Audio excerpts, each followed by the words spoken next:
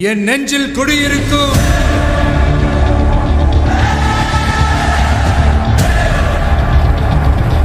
உங்க விஜய் நான் வர. பூந்தமல்லி அருகே திருமணசை சிக்கோ பகுதியில் தனியார் தொழிற்சாலை சபாநாயகர் ஜெயஸ்ரீ பிரபாகர் பிரெஞ்சு முதலீட்டாளர்களை பார்த்து முதலீடு செய்ய வேண்டும் என்பதை பூந்தமல்லி அருகே திருமணசை சிக்கோ பகுதியில் தனியார் தொழிற்சாலை சபாநாயகர் ஜெயஸ்ரீ பிரபாகர் பன்னாட்டு நான்காவது பூனாவில் உள்ள கிளை அலுவலகத்தை காணொலி வாயிலாக சபாநாயகர் நிகழ்ச்சியில் பேசிய சபாநாயகர் நிகழ்ச்சிக்கு நான் வருவதற்கு 2 காரணங்கள். ஒன்று, நான் புரட்சி தலைவர் அம்மா காலத்தில் சட்டமன்ற உறுப்பினராக இந்த சிட்கோ சேர்மன் தலைவர் தமிழ்நாடு சிறு தொழில் மன்றத்தில் நிறுவன தலைவராக இந்த சிட்கோ உருவாக்கப்பட்டு முதல் கம்பெனியை நடத்துகிறது. தொழில் தொடக்கத்தில் நடத்துவது என்பது சிறப்பும் அதில் குறையது இல்லாமல் அவர்கள் கேட்டது எல்லாம் நடக்கும். ஆனால் கேட்பதில் தயக்கம் ஏற்படும் காரணம் அதை நீங்களும் அறிவு நாமும். ஆனால் கேட்டது தடையில்லாமல் ஒரு தொழிலதிபரை பார்த்து பேசினார். முதல்வரை பார்த்து என்னவென்று கேட்டேன். 12 ஆண்டு காலமாக என்னுடைய போக்குவரத்து அவர்கள் கேட்பதை என்னால் புரிந்து கொள்ள முடியவில்லை. இதன் காரணமாக 12 ஆண்டுகளாக நிலுவையில் உள்ளதாக கூறினேன். 45 மணி நேரத்தில் அந்த கோப்பியை பரிசீலனை செய்து அதனை கிளியர் செய்துவிட்டு கையெழுத்து கொடுத்தனர் என நிகழ்ச்சியோடு கூறினார். 2 விஷயத்தில் முதல்வர் தெளிவாக உள்ளது. வெளிப்படையான அரசாங்கத்தில் என்ன நடக்கிறது என்று மக்களுக்கு தெளிவாக தெரிகிறது. லஞ்ச லாவணி கூட இல்லாத அரசாங்கம் நடக்கிறது. உறுதியாக உள்ளார். இதுதான் மக்கள் பணம் 40 ஆண்டு காலமாக under her stewardship the group நிலையான அரசு செயல்படும் innovation and customer commitment towards sustainable growth and international success. நம்முடைய வாழ்த்துதலுக்கும் உரிய முப்பெரும் விழா நிகழ்வை சிறப்பாக நடத்துவதற்கு காரணமாக அமைந்திருக்கின்ற ஒரு தொழிலதிபர் எப்படி வளர வேண்டும் என்பதற்கு உதாரணமாகவும், அதுவும் மேலை நாடோடு கூட்டு ஒப்பந்தத்தில் இருக்கிற போது அவர்கள் நம்பிக்கை எப்படி பெற்று வளர்வது என்பதிலும் வழிகாட்டியாக விளங்கிக் கொண்டிருக்கிற ஃபவுண்டர் அண்ட் மேனேஜிங் டைரக்டர் அன்பிற்குரிய திரு ராமகிருஷ்ணன் நடேசன் அவர்களே, இங்கே நன்றி உரை நவல இருக்கின்ற அவர்தம் அருமை புதல்வர் சந்தோஷ் ராமகிருஷ்ணன் அவர்களே,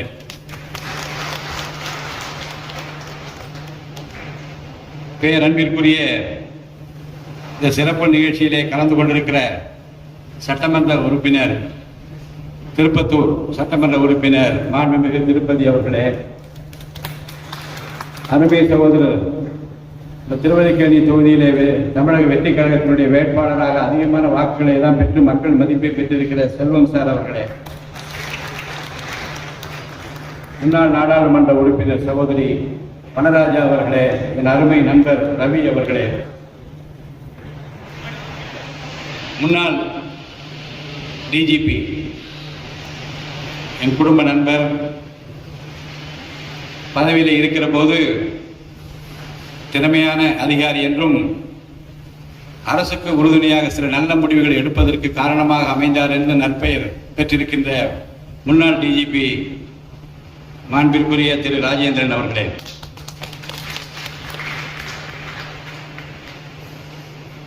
இங்கே வருகை தந்திருக்கின்ற பிரான்ஸ் நாட்டைச் சேர்ந்த தொடர்ந்து உதவுகின்ற கரத்தோடு இந்த நிறுவனத்தோடு தன்னை ஐக்கியப்படுத்திக் கொண்டிருக்கிற சகோதரி ஆன் மேரி அவர்களே, அருமை சகோதரர் பாப்டிஸ்ட் அவர்களே,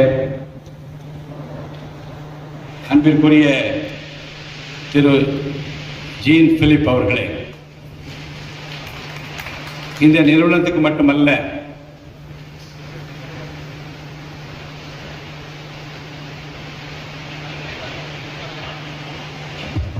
இந்த நிறுவனத்துக்கு மட்டுமல்ல புரட்சி தலைவர் புரட்சி தலைவி அம்மா அவர்களோடு தூய்மையான முறையிலும் நேர்மையான முறையிலும் பணியாற்றி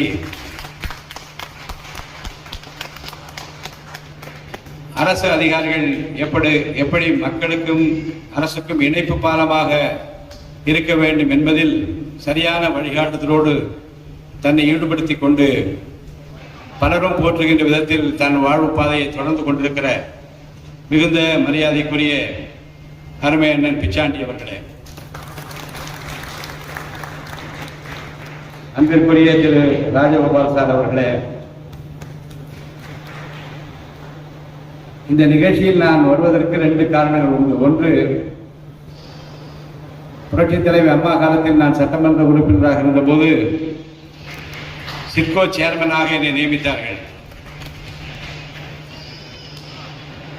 தமிழ்நாடு சிறுதொழில் வளர்ச்சி நிறுவனத்தின் தலைவராக இருந்தபோதுதான் இங்கே திருமிழிசையில் என்னை அழைத்து முதல் நிறுவனத்தை அவர்கள் தொடங்கியதை இங்கே நினைவு கூர்ந்தார்கள்.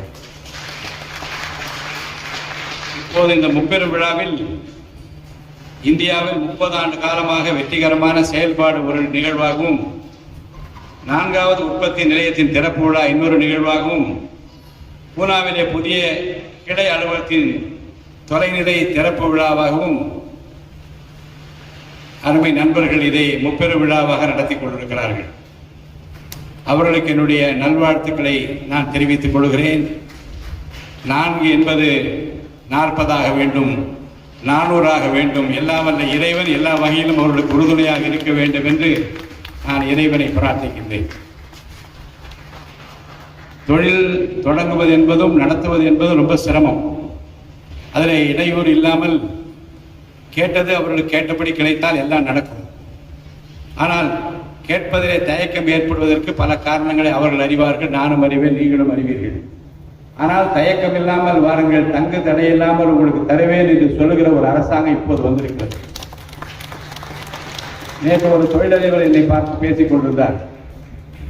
அவர் சொன்னார், மாண்புமிகு முதலமைச்சர் அவர்களை பூங்கொத்து கொடுத்து வாழ்த்து தெரிவிப்பதற்காக சென்றேன், ஏதாவது பிரச்சனை இருந்தால் என்னிடம் நீங்கள் சொல்லலாம் என்று சொன்னார். நானும் தயங்காமல் பேசுவதற்காக நான் செல்லவில்லை. இருந்தாலும் அவர் கேட்டாரே என்பதற்காக ஒரு 12 ஆண்டு காலமாக ஒரு ஃபைல் கிடப்பிலே இருக்கிறது, அது என்ன காரணம் என்று அவர்கிட்ட சொன்னேன். பக்கத்தில் இருந்த உதவியாளரை பார்த்தார். 12 ஆண்டு காலமாக நான் கேட்டது கிடைக்கவில்லை என்பதிலும் அவர்கள் கேட்டதை என்னால் புரிந்து கொள்ள முடியவில்லை என்பதற்காகவும் அந்த கோப்பு கிடப்பிலே போடப்பட்டது என்பதையும் 48 மணி நேரத்தில் அதை கிளியர் செய்து வீட்டுக்கே வந்து ஆர்டர் கொடுத்து விட்டு போனார் என்று சொன்னார். இதை நான் சொல்வதற்கு காரணம், மாண்புமிகு முதலமைச்சர் அவர்கள் பொறுப்பேற்றவுடன் 2ல ரொம்ப கிளியராக இருக்கிறார். ஒன்று, ஒரு டிரான்ஸ்பரண்ட் வெளியரங்கமான அரசாங்கம் இருக்க வேண்டும். மக்களுக்கு என்ன நடக்கிறது என்று தெரிய வேண்டும். அது சட்டசபையாக இருந்தாலும் சரி, அது ஆட்சி அதிகாரத்தில் இருக்கின்றவர்கள் ஆற்றுகின்ற பணியாக இருந்தாலும் மக்கள் பார்க்க வேண்டும், மக்கள் கேட்க வேண்டும், என்ன நடக்கிறது என்று மக்களுக்கு தெரிய வேண்டும். அதுதான் சொன்னார், வெளியரங்கமாக இந்த அரசாங்கத்தை நடத்துவேன் என்று சொன்னால் லஞ்ச லாவண்யம் இல்லாத ஊழல் இல்லாத அரசாங்கமாக நடத்தும். நேற்று சட்டசபையில பேசுகிற போது சொன்னார், யாரையும் விடமாட்டேன் என்று சொல்லி இருக்கிறார். இதை நான் சொல்வதற்கு காரணம், எல்லாருக்கும் புதுமையாக இருக்கிறது. தொழில் நடத்துபவர்களுக்கு ஆச்சரியமாக இப்படி கூட சொல்ல முடியுமா என்று. அதற்கு காரணம் என்ன என்றால், ஒரு 40-50 ஆண்டு காலமாக இதிலே ஊறி திளைத்து இப்படித்தான் இருக்க வேண்டும் என்று வரைவரை வைத்துக் கொண்டு அவர்கள் என்ன செய்தார்களோ அதை நானும் செய்ய வேண்டும் என்கின்ற வகையிலே பல்வேறு நிலைகளில் இப்படி தொழிலதிபர்கள் சிரமப்பட்ட காலமெல்லாம் போய் இன்றைக்கு திறந்த மனதோடு வெளியரங்கமாக வாருங்கள், வாய்ப்புகளை பெருக்கிக் கொள்ளுங்கள் என்று சொல்லுகிற ஒரு அரசாங்கம் இன்றைக்கு வந்திருக்கிறது. மாண்புமிகு முதலமைச்சர் அவர்கள் என்னை இந்த மிகப்பெரிய பொறுப்பிலே என்னை அமர்த்தி இருக்கிறார்கள். அதற்காக அவருக்கு நான் நன்றி தெரிவிக்கின்ற ஒரு நிலையாகவும் இதை கருதுகின்றேன்.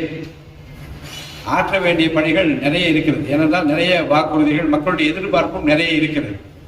நான் நேற்று கூட சட்டசபையில் ரொம்ப அருமையாக கேட்டேன், கொஞ்சம் எனக்கு கால அவகாசம் தாருங்கள் என்று கேட்டார். காரணம் என்ன என்றால், முதலில் ஓட்டைகளை அடைக்க வேண்டும், வருவாயை பெருக்க வேண்டும். வருவாயை பெருக்குவதற்குரிய உத்திகள் எல்லாம் இப்போது தயாராகி கொண்டிருக்கிறது. விரைவில் நீங்கள் பார்ப்பீர்கள், எங்கெங்கோ சென்ற வருவாய் எல்லாம் அரசு கஜாவெல்லாம் சேர்க்கிற அந்த பணி நிச்சயமாக நடக்கும். கோயிலுக்கு சென்றால் கூட சிறப்பு அபிஷேகம் செய்வதற்கு 4000 ரூபாய் கேட்டவர்கள் பிடிபட்ட கதையெல்லாம் நீங்கள் பத்திரிகைகளை பார்த்திருப்பீர்கள். திருக்கோயில்கள் தொடங்கி இப்படிப்பட்ட சிறு குறு தொழில் நடத்துகின்றவர்கள் வரைக்கும் அனைவருக்கும் எல்லா நிலைகளிலும் இந்த அரசனுடைய உதவுகின்ற கரம் நீட வேண்டும் என்பதில் மாண்புமிகு முதலமைச்சர் அவர்கள் ரொம்ப அக்கறையாக இருக்கின்றார்கள். அதை தெளிவுபடுத்தி தான் எல்லா அமைச்சர்களுக்கும் மற்றவர்களுக்கெல்லாம் உத்தரவுகளை கொடுத்துக் கொண்டிருப்பதை நீங்கள் பத்திரிகைகள் எல்லாம் பார்த்திருப்பீர்கள். ஒரு சிறப்பான அரசாங்கமாக இது இருக்க வேண்டும் என்பதில் இந்திய நாட்டுக்கே வழிகாட்டியாக இருக்க வேண்டும் என்பதில் முதல்ல தேர்தலே காமிச்சுவிட்டார். நான்லாம் தேர்தல் நின்று 1000 விளக்கு தொகுதியில் நான் தேர்தல் நின்றேன். பலர் எண்ணி இருக்கக்கூடும் 1000 விளக்கெல்லாம் பாம்பு எதுக்கு போய் அங்கே நின்றால் ஜெயிக்க முடியாதுன்னு நினைக்கக்கூடும். ஒரு அலை வீசியது, பெரிய அலை, விஜய் அலை, விசில் அலை வீசி விட்டது. நான் விசில் அலை என்று சொன்னால் இங்கே நான் வருவதற்கு காரணமாக இருந்த சில காரணங்களை ஒன்றுதான் நம்முடைய பெரியவர் ராமகிருஷ்ணன் அவருடைய பேரன் சமத். அவர் எங்க கட்சிக்காரர். அவர் நம்ம தாத்தாவையும் பாட்டையும் அம்மாவையும் அப்பாவையும் எங்களுக்காக ஓட்டு போட வேண்டும் என்று வற்புறுத்தி சொன்ன கதையெல்லாம் எனக்கு முன்பே தெரியும். அவரை போன்றவர்கள் தான் இந்த எதிர்காலத்துக்கு தேவை.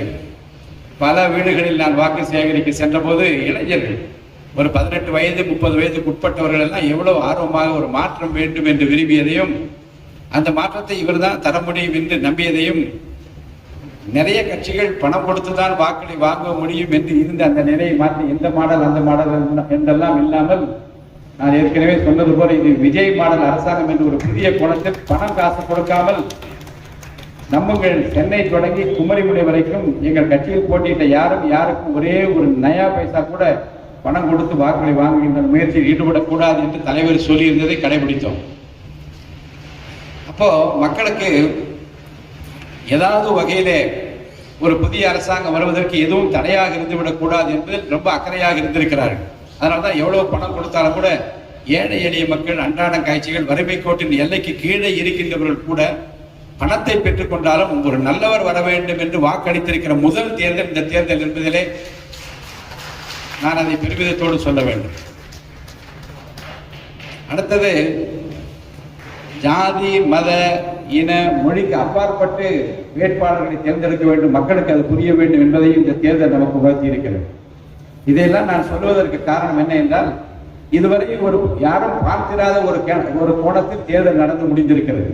தேர்தல் முடிந்த பிறகு இதுவரை யாரும் அனுபவித்திராத சலுகைகள் எல்லாம் அனுபவிக்க வேண்டும் என்று சொன்னால், முந்தைய அரசாங்கங்கள் பின்பற்றிய எந்த நடைமுறையும் பின்பற்றாமல் ஒரு புதிய அணுகுமுறையை, ஒரு புதிய நடைமுறையை அறிமுகப்படுத்துவதன் மூலமாக தமிழ்நாட்டிலே தொழில் வளர்ச்சி ஏற்பட வேண்டும் என்பதில் மாண்புமிகு முதலமைச்சர், நம்முடைய மாண்பிற்குரிய நெஞ்சங்களில் இணைந்திருக்கிற விஜய் அவர்கள் இன்றைக்கு அக்கறையாக இருக்கிறார் என்பதை வெளிப்பாடுதான். பல திட்டங்களை எல்லாம் அவர் அறிவித்துக் கொண்டே இருக்கிறார். நம்முடைய respected guest from France, sir, I would like to recall that Tamil Nadu has been a place where you have come forward to establish Saint-Gobain, which is a prestigious project for you, and Renault Tires, and you have already established the Michelin Tires also. The Renault car company is here, and many more companies have been there coordinating with the France government, and I really invite you to invest more and more, bring more and more investors for the development of Tamil Nadu. Here, a new door has been opened. A new door has been opened for you. With folded hands, our Honorable Chief Minister is inviting you all to enter and make yourself prosperous and make Tamil people prosperous. நம்முடைய Ramakrishnan sir ரொம்ப அன்பானவர். ரொம்ப தெளிவாக ஒரு இலக்கை நிர்ணயித்து விட்டார் என்றால் அந்த இலக்கை நோக்கி எப்படி ஒரு வீடு நடை போட்டு பெருமிதத்தோடு பணியாற்றுவார் என்பதை நான் பார்த்திருக்கிறேன். இங்கே அமர்ந்த போது ஒரு 5 குறிக்கோள்கள் இங்கே படித்துக் கொண்டே இருந்தேன். Keeping only what is necessary and discard everything else. எது தேவையோ அதை மட்டும் வைத்துக்கொண்டு தேவையற்றவற்றையெல்லாம் நீக்கிவிட வேண்டும் என்பதுதான் வெற்றியினுடைய முதல் படி என்று அதனை போட்டு அதுதான் இந்த அரசாங்கமும் செய்கிறது. தேவையில்லாதவெல்லாம் நீக்கிவிட்டு தேவையானதை மட்டும் வைத்துக்கொண்டு தேவையில்லாதவற்றை வெளியில தூக்கி போடுகிற வேலையை இன்றைக்கு அரசாங்கம் செய்து கொண்டிருக்கிறது. அதே போன்று அரேஞ்சிங் இன் லேபிளிங் ஒன்லி நெசசரி. எதை அரசாங்கம் சொல்ல வேண்டுமோ, எதை லேபிள் படுத்த வேண்டுமோ, எதை விளம்பரப்படுத்த வேண்டுமோ அதை மட்டும்தான் செய்து கொண்டு வெற்று விளம்பரங்களாலே ஒரு அரசாங்கம் வாழ முடியாது. வெற்று வாய் வார்த்தைகள், வாய் ஜாலங்களால், அடுக்குமொழியாலே மட்டும் ஒரு ஆட்சியை நிலைநிறுத்திவிட முடியாது என்பதற்கு நம்முடைய தளபதி விஜய் அவர்கள் இன்னைக்கு முன்னுதாரணமாக ரொம்ப ரொம்ப சாதாரணமாக பேசுகிறார். ஒரு சாதாரண வீட்டில் பேசுகிறது போலதான் அவர் பேச விரும்புகிறார். He wants to communicate in a language which can be understood by everybody. யாரும் உடனே புரிந்து கொள்ளக்கூடிய ஒரு மொழி.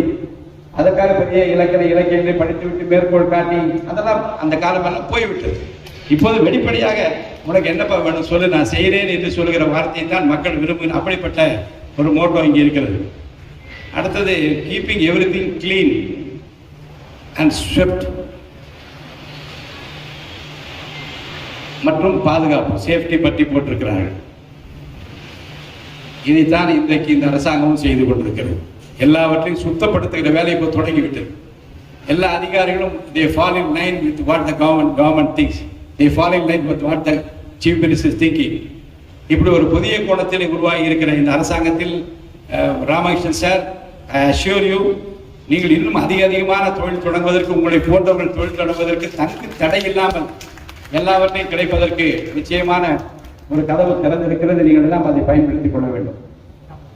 நான் நம்முடைய அன்பு சகோதரர் சந்தோஷ் ராமகிருஷ்ணன் அவர்கிட்ட பேசிக்கிறதுக்கு கேட்டேன், என்னவெல்லாம் இங்கே நிறைய செய்கின்றார்கள் என்று கேட்டுக்கொண்டு வந்தேன். அவர் சொன்னார்கள், சின்ன எடை போடும் கருவியில இருந்து 10,000 டன் வரைக்கும் எடை போடுகிற கருவியை அவர்கள் செய்கிறார்கள் என்று சொன்னார்கள்.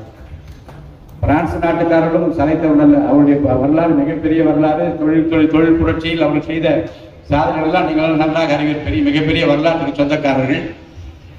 அவர்களும் எதை எடை போட்டுத்தான் இங்கே ஒப்படைப்பார்கள். அவர்கள் எடை போட்டுத்தான் இவர்களை தேர்ந்தெடுத்திருக்கிறார்கள். அதே போலதான் திரு ராமகிருஷ்ணன் அவர்களும் துல்லியமாக எடை போட்டுத்தான் யாரோடு சேர்ந்தால் இது வளம் பெற முடியும், யாரோடு சேர்ந்தால் அந்த எடை மற்றவர்களுக்கு நிகராக இருக்கும் என்பதை எடை போட்டுத்தான் இந்த தொழிலில் இறங்கி இருக்கிறார்கள். அவர்களுக்கு என்னுடைய நல்வாழ்த்துக்களை நான் இங்கே தெரிவித்துக் கொள்கிறேன். நம்முடைய அருமை அண்ணன் பிச்சாண்டி அவர்கள் அற்புதமாக புரட்சித் தலைவர் எம்ஜிஆரை பற்றி ஒரு புத்தகம் எழுதினார்.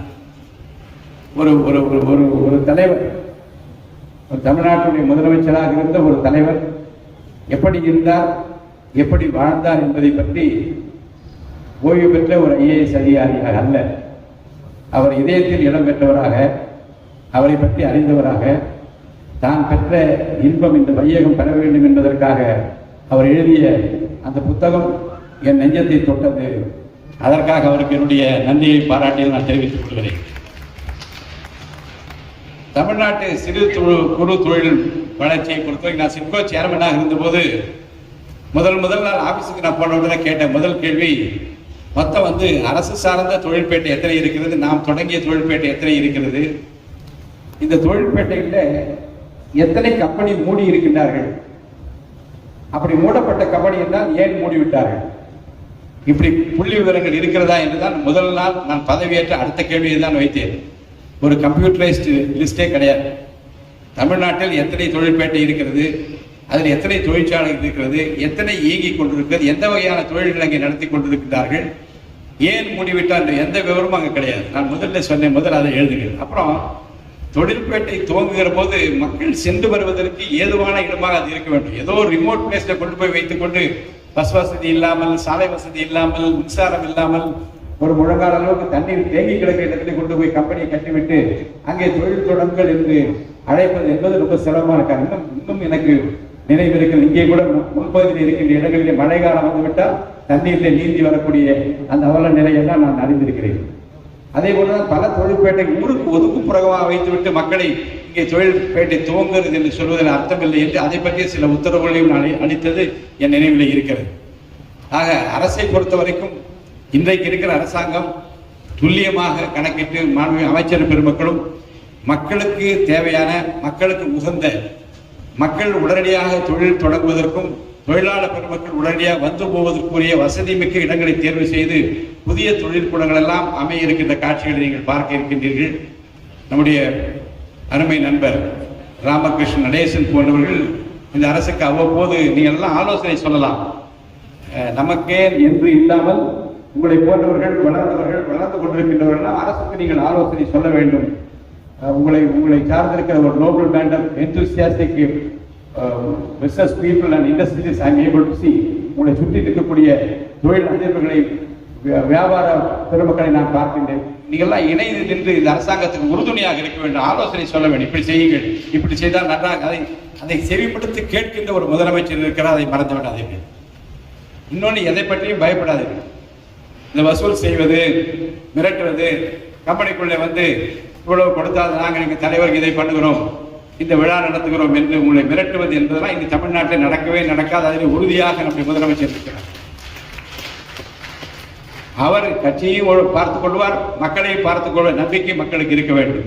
அந்த நம்பிக்கையை இன்றைக்கு பெற்றிருக்கிற காரணத்தினாலே தான் நான் உங்கள் முன்னாலே கம்பீரமாக வீடு நடை போட்டு பெருமிதத்தோடு பேச முடியும். அவரை பொறுத்த வரைக்கும் அவர் அடியொற்றி நடக்கிற, அவரை போல் நடக்க வேண்டும் என்று விரும்புகிற பலர் இன்றைக்கு அவரை பின்பற்றிக் கொண்டிருக்கிறார்கள். நாள்தோறும் நாட்டு நடப்படியெல்லாம் நீங்கள் பார்த்திருப்பீர்கள். ஒரு ஒருமித்த கருத்தோடு இந்த அரசாங்கத்திற்கு நீங்கள் அத்தனை பேரும் உறுதுணையாக இருக்க வேண்டும் என்று நான் கேட்டுக்கொண்டு, நம்முடைய அன்பிற்குரிய ரஷ்யா மால் நிறுவனத்தை வழிநடத்தி கொண்டிருக்கிற திரு ராமகிருஷ்ண நடேசன் அவர்கள் குடும்பத்தாருக்கும் மீண்டும் என்னுடைய வாழ்த்துக்களை நான் தெரிவித்து இந்த முப்பெரும் விழாவிலே கலந்து கொள்வதிலே மற்றற்ற மகிழ்ச்சி அடைகிறேன். உங்கள் அனைவருக்கும் என்னுடைய நல்வாழ்த்துக்களையும், குறிப்பாக பிரான்ஸ் நாட்டிலே இருந்து தூதரகம் அமைத்து நமக்கும் உதவி செய்வதற்காக, நம்மோடு இருப்பதற்காக வழி தந்திருக்கிற சிறப்பு விருந்தினர் அத்தனை பேருக்கு என்னுடைய வாழ்த்துக்களை கூறி விடைபெற்றுக் கொள்கிறேன். நன்றி, வணக்கம். என் நெஞ்சில் குடியிருக்கும்